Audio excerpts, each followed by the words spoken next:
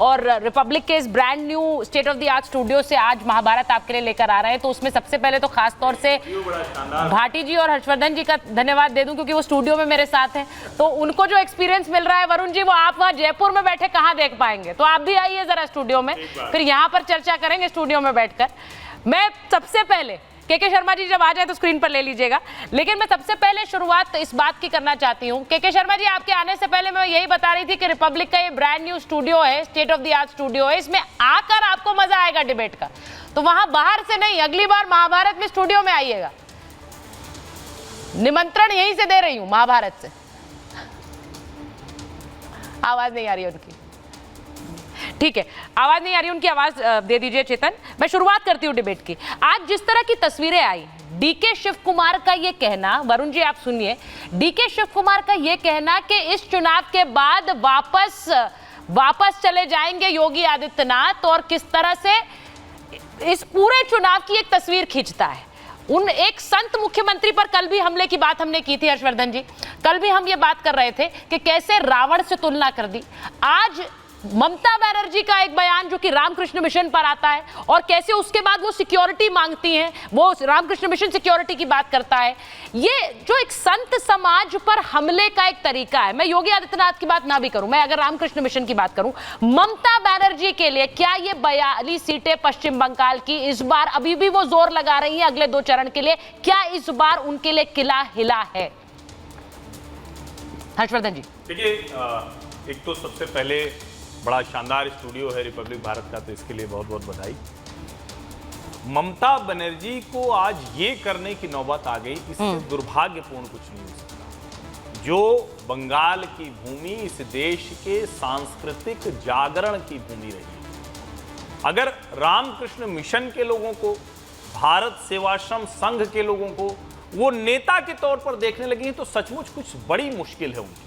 और क्योंकि हम लोग जानते हैं कि पश्चिम बंगाल की ऐसी डेमोग्राफी है, इस तरह का वहाँ मुस्लिम जनसंख्या का है, फिर रोहिंग्या और बांग्लादेशी घुसपैठियों का मसला है, जिसको खुद उन्होंने 2005 में ऐसे आक्रोश में उठाया था कि उस वक्त सोमनाथ चटर्जी लोकसभा अध्यक्ष होते थे, तो उनके ऊपर कागज फेंक दिया था। और आज उसी को वो बचाने में यहां तक चली गई कि भारत के साधु संतों को, हिंदू साधु संतों पर उनको ये टिप्पणी करनी पड़ रही है। मुझे लगता है ममता बनर्जी बंगाल में किसी बड़े संकट में, और मैं फिर से कह दूं, बाहर से बंगाल जो दिखे, अमित शाह तो देखिए अपनी पार्टी के लिए 30+ कहेंगे, हालांकि वो आसान नहीं है, वो बहुत मुश्किल टारगेट है, 2 से 18 होना और 18 से 30+ होना कठिन है। लेकिन सिर्फ 10 सीटें ऐसी हैं जहां मुसलमान तय करता है कि कौन सांसद होगा। बची 32 सीटों पर हिंदू ही अभी भी तय करता है। ममता बनर्जी को ध्यान रखना। ये साधु संत ऐसे हैं जो राजनीति में आकर देश को बर्बाद कर रहे हैं। शुभांकर जी, मैं आपसे पूछ रही हूं, ये इस तरह के बयान चुनाव के बीच देने की क्या जरूरत है ममता बनर्जी को? और उनको पता है कि उसके बाद रामकृष्ण मिशन ने बाकायदा कहा कि हमें सिक्योरिटी चाहिए, या पश्चिम बंगाल में सुरक्षा को लेकर उनकी चिंताएं बढ़ गई हैं। ये चिंताएं इस वक्त वो व्यक्त कर रहे हैं, ये क्या सही है चुनाव के समय? इसलिए पूछ रही हूं क्योंकि इसका नुकसान होगा ममता बनर्जी को, या फिर वो अपना फायदा देख रहे हैं एक सिलेक्टिव वोट बैंक के लिए? जी, पहले तो मैं आप लोगों को आपके नए स्टूडियो के लिए बधाई दे दूं कि चुनाव के चलते आपने नए स्टूडियो में आपने पांव रखा है, बहुत बहुत बधाई हो। और इसी के साथ जो आपकी जो बात है कि अभी आप नए स्टूडियो से, आप नए तरीके से ममता बनर्जी पर प्रहार कर रही हैं, तो मैं आपको ये बता दूं कि सेलेक्टिव अप्रोच किसका है, ये आपकी जो ऑडियंस है वो बहुत अच्छे से देखती है, जानती है, समझती है। और मैं और बात बताऊं कि जैसे आपने कहा ना कि बीएसएस सबसे पहले, अगर ये भारत सेवाश्रम संघ के तरफ से होता, उन्होंने खुद को पहली दूरी बना ली। जो उनके यहाँ पे उनके महाराज जी ने जो कमेंट पहले दीदी के ऊपर जो किया था, उससे बाकियों ने तो दूरी बना ली। इसी तरीके से आपके रामकृष्ण मिशन ने भी दूरी बना ली।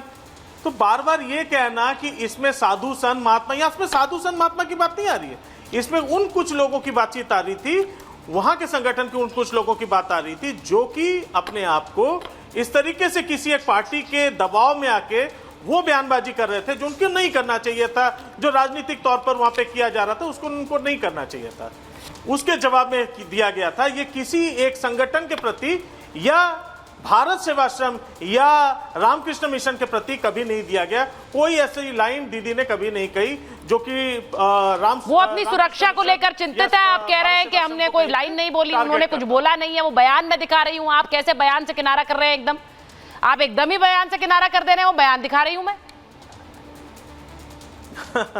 आप मुझे बयान दिखाएं जहां पे उन्होंने कहा हो कि भारत सेवाश्रम और रामकृष्ण मिशन को उन्होंने अगर टारगेट किया हो, मुझे वो बयान सुना दीजिए। अरे वो बयान चल रहा है शुभांकर जी, और जब रामकृष्ण मिशन खुद कह रहा है कि ममता बनर्जी की सरकार में हमें खतरा है, इससे ज्यादा और कुछ चाहिए, या यही पर मैं फिर वही कह रही हूँ, यही खतरा दिखाकर एक वोट बैंक को साधने की कोशिश है? ममता बनर्जी हर बार ये करती है सर, पहली बार तो नहीं कर रही। ना ना ना ना ना ना ना फिर वही आप झूठ के प्रोपोगेंडा का हिस्सा ना बने। मैं ये दरख्वास्त करूंगा, आप मुझे वो लाइन सुनाए जहां रामकृष्ण मिशन ने कहा कि रामकृष्ण मिशन को खतरा है। अच्छा। मुझे वो लाइन प्लीज सुनाए। अच्छा। जब भारत सेवाश्रम संघ ने कहा है कि मुझे यहाँ पे हम लोग को अपने अस्तित्व का खतरा है, तो मुझे वो लाइन सुनाए, तब मैं आपसे यहाँ पे माफी मांग के उठ जाऊंगा। ठीक है, शुभांकर जी कह रहे हैं, एक मिनट, के शर्मा जी वो ये कह रहे हैं कि क्योंकि रामकृष्ण मिशन का नाम नहीं लिया उन्होंने, भले ही जो बात कही हो, वो कह रहे हैं कि सीधे किनारा कर रहे हैं। वो कह रहे हैं उनके बारे में बोला ही नहीं। आज प्रधानमंत्री ने अपनी रैली से बोल दिया कि बंगाल में जिस तरह से रामकृष्ण मिशन को राजनीति का हिस्सा बनाया गया, ये दुर्भाग्यपूर्ण है। अरे बाबा, प्रधानमंत्री जी ने तो और भी कई बातें बोली। के शर्मा जी की आवाज नहीं आ रही। मंगलसूत्र छीन लेंगे और ये सब भी बातें बोली थी, क्या वो सच था? के शर्मा जी की आवाज ठीक कराइए चेतन, हम उन्हें सुन नहीं पा रहे हैं। मैं स्टूडियो में वापस आ रही हूँ। मैं एक बार जरा जो इस पूरी राजनीति में जो बयान आ रहे हैं उनकी बात एक बार करना चाहती हूँ। वरुण जी, आपने अगर सुना, आ गया, ठीक है, आवाज आ रही है। के शर्मा जी का ऑडियो दीजिए। देखिए, मैं अपनी बात पे, हाँ बोलिए बोलिए। हाँ देखिए, पहले तो आपने अपने नए स्टूडियो में आमंत्रित किया, उसके लिए धन्यवाद।